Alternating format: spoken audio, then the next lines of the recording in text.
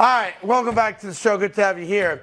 Time now for a little something we like to call a first and football. Man, the Detroit Lions hate Chicago. The Chicago Bears hate Detroit. The Lions want to prove to the world that near loss 3 weeks ago was a fluke. Did the exact opposite. They made all of us question right now. What's up, DJ Moore, with another touchdown? Everyone has to question, rightfully so. Who are the Detroit Lions? Now, I told you last week, I did think Detroit would win this game easily, so I was dead wrong on that. But one of the things I wanted to see was Jared Goff and the Lions offense outside in bad weather. Now, this was not bad weather Chicago style, because we've seen a lot worse in December. You played in it, obviously. You probably did as well. But here's the problem. Detroit is a much different team when they play outside, Jared Goff included, than inside. The upside for Detroit is that was it. They pretty much have warm weather or indoor games the rest of the way. Yeah, the bottom line with this Lions ball club, third quarter, they just implode. I mean, it was a bad show. You're talking about they took the lead late in the first half. Three straight, three and outs. On the fourth drive, they had a fumble. Goff looked lost. This defense couldn't do anything. I'm questioning who Jared Goff is at this point, because early in the season, I thought he was a stout quarterback. But then as of late, he's become interception prone. His offense looks stagnant. They can't do anything. And so I'm worried right now, man, Campbell, who is your ball club? And because what we take pride in is that he has a pulse on this ball club, in this locker room. And who's this guys? They have nothing. Especially, they lost his center, Frank Ragnar, who I thought was going to, be a blurring spot on the offense line. That wasn't the case. This was all Jared Goff just not being able to perform. Yeah, it's a weird thing, though. They've still got a 2-game lead in the division. And I know Green Bay plays the Giants tonight, but they're at 6 losses. Obviously, Detroit's only at 4. So they could only stay within 2 games of the Lions. And I say that because the Lions are going to win the division. Their schedule's not incredibly hard. And like I said, no more northeast, outside, cold temperature, kind of games for Jared Goff. But they've not played really good football for a month now. Correct. Whether it's the struggle against Chicago in the win a couple weeks ago, defensively, they've been putrid. Started on Thanksgiving. Yeah, they've losing to Green Bay, obviously. And I'm saying to myself, I know they're going to get a home playoff game, and they'll probably win it. Because the teams that in the NFC are vying for the wild card outside of whoever the wild card team is out of the NFC East, all the other teams are beatable.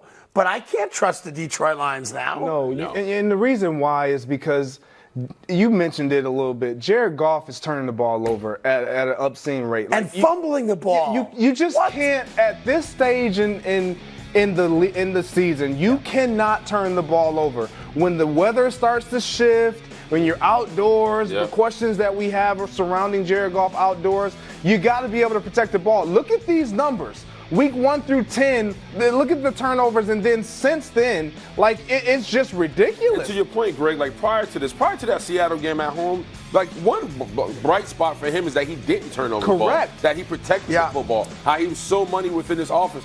Outside of that Seattle game, it's going straight down for him. And so when you turn the ball over, what does that then do to your defense? It puts them in bad situations. When you're now up against your own goal line because your quarterback is turning the ball over or your offense is turning the ball over, it's sudden change, and now you have to step on and get a stop. This is not who that defense is. Now, they got to run the ball. I know when you talk about what Dan Campbell is all about, you got to take the ball out of Jared Goff's hand right now. And that's sad to say this time of year. Yes, and allow your running game to be your driving force. And unfortunately, going into the postseason, and to your point, I don't question whether or not they're going to win a division. But going into the postseason, can you win a playoff game? I don't trust this team in the playoffs if they continue to play Also, real quick, they've got the red-hot Denver Broncos on Saturday night. Who do they have? They've got the red-hot Denver Broncos. That's right. I got you.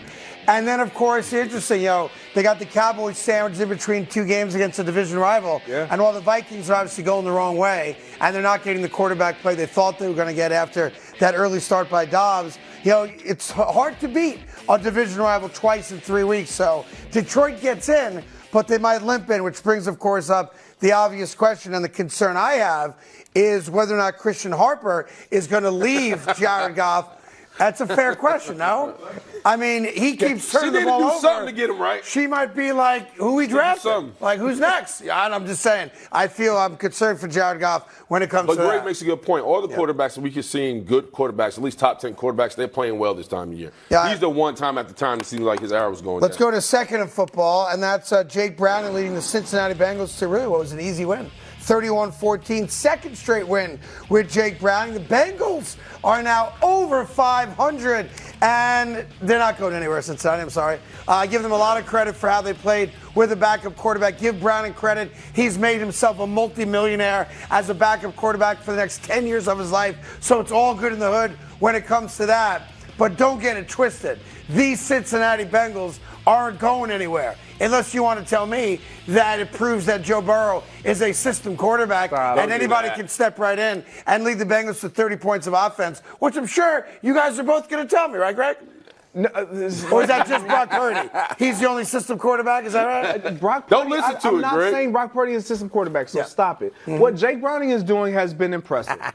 But I don't think it's sustainable. When you look at the rest of their schedule, you got the Vikings, Steelers, the Chiefs, obviously, and the Browns. Like, can you get 2? You really need all of them. Can you at least get 2 to get to 9? Will that be enough? I don't believe it will be. And when you look at them where they are, they don't have enough wins early on to where they will get over the hump. However, the magic number. What they're doing is impressive. Offensively, who Jake Browning has been. They didn't really do nothing, Greg. It was screen passes and short passes for that offense. Oh, thank you for being consistent, Willie Colon. Greg, you my man, $100,000. But he wasn't like he was lighting up the field. It was dink and dunk. It was like the Colts never seen a screen pass before. I was like, listen, what are you doing? Here's another one. Like, here's another one. It was like, it was screen. They had, between dinks and screens, they had 80 yards. I'm looking at the Colts like, hey, he's not going to throw the ball down the field. Like, stay shallow. And he did have a couple big plays to T. Higgins. But outside of that, you talk about system quarterback? Yeah. It's like, hey, just don't turn the ball and get the ball out of your hands. It wasn't like he was like the next coming to Montana. It's always a good story when a backup quarterback leads a team into the playoffs. You're watching it in Cincinnati. We're watching it with your guy Joe Flacco in Cleveland. Yeah. We're watching it in Indianapolis. There's all these teams right now, even here in New York, as the Jets stay relevant with a big win yesterday. We'll get to it later on, don't worry. When a backup quarterback, who's always the most popular guy in town, can lead a team or keep the ship steady and get to the postseason, we celebrate that. That's what we do. But are we now saying Jake Browning can go on a team next year and lead a team to victory? That's what I said. Sunday? Jake Browning will be a multi-million-dollar backup quarterback because he has proven if you give me a couple games against average competition, I'm a competent quarterback. And that's all you can ask for a backup guy. Yep. Like when you look at, to me, the defense shut out the Colts in the second half too. The defense played well, but when you have a backup guy and he performs well, you can't automatically discredit the fact that he's a backup guy playing well. You have to understand that I'm not expecting him to be what the starter is. What I am expecting him to do is exactly what you said. Don't turn the ball over. Make sure you put the ball in our playmakers' hands. That sounds like Brock Purdy, doesn't it? No, it sounds like Zach Wilson, who threw 300 yards I'll take some right there. Against the Houston Texans. Like, Zach Wilson outplayed Jake Browning yesterday on tape. We want to put it out there. We have to take a quick break. Me for it. What did Jake Browning do against the Jacksonville Jaguars? Was it all screen passes then? We're talking about Sunday. I'm just saying. Here's the deal. We got plenty of time to argue this back and forth. Also talk about some of the other games, including, dare I say, the red-hot New York Jets? Oh, God. Dare I say it? Hey there. Thank you so much for watching The Carton Show. You can subscribe right here to get all the latest bits and segments from the show. And by the way, while you're at it, we have a lot of great shows on FS1, so check them out too.